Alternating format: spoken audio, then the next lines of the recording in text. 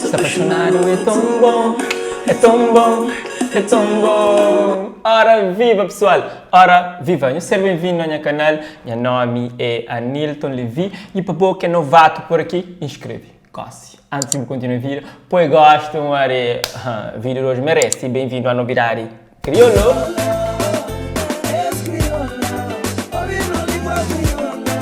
Para começar a novidade crioulo de hoje, nós trazemos um novo tema de rapper Sesfay. Música chama Peter, já está disponível na YouTube. Fica com um cheirinho depois do check. Esse mundo que dança o estilo. Bandos boca sabes, pensa mesmo em mais bandido. Na costa na hora certa, pampô de mãe de saqueiro. DJ Everyone lança videoclipe Vive Sabe.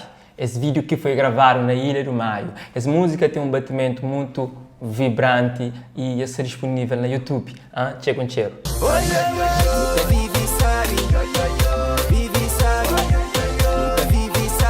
Fla Fla é novo Funaná, diz espanhol, já está na rua, está circula. Essa música teve participação de Vitor e fica com cheiro.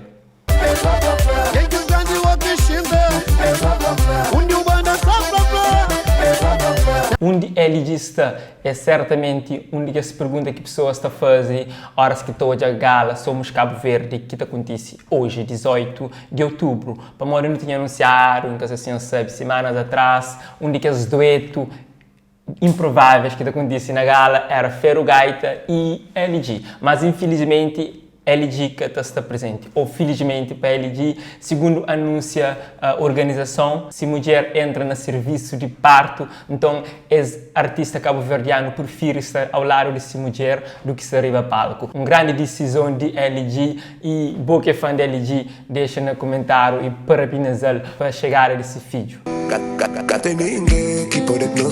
E outra personalidade que falta pouco para esse filho Tanansi é Nelson Semedo, esse jogador cabo-verdiano que nesse momento joga na Barcelona, se mostra muito feliz na rede social e tem estado a postar fotos junto com sua esposa e sua filha.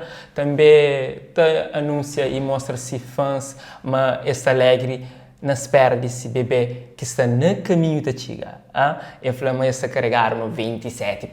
Agora falta pouco por cento para hoje assim code, ok? Bom que é fã de Nelson Semedo também, deixa moral para ele ali no comentário. E coisa que eu queria para nos trazer ali, deixar no sub no comentário e one love.